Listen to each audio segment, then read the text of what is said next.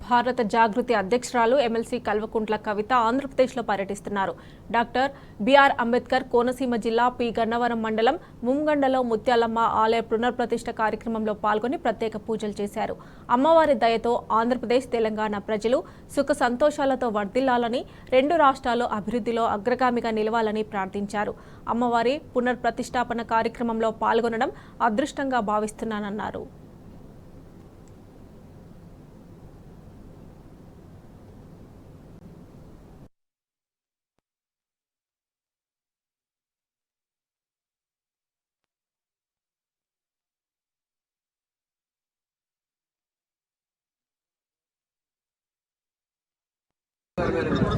రాజమండ్రికి రావడం, రాజమండ్రి దగ్గర ఉన్నటువంటి గన్నవరం నియోజకవర్గంలో ముంగంట గ్రామంలో ఉన్నటువంటి ముత్యాలమ్మ వారి ఆలయ పునఃప్రతిష్ఠ కార్యక్రమంలో పాల్గొనడం నా అదృష్టంగా నేను భావిస్తా ఉన్నాను.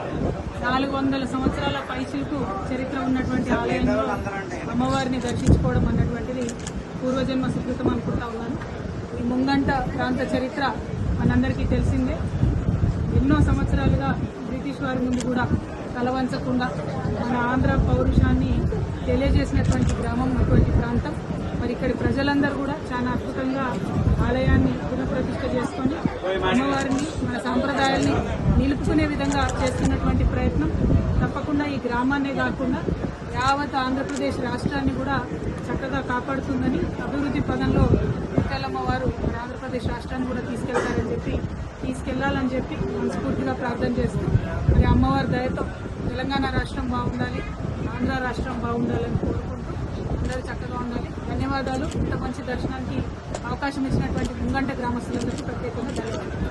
Thank you.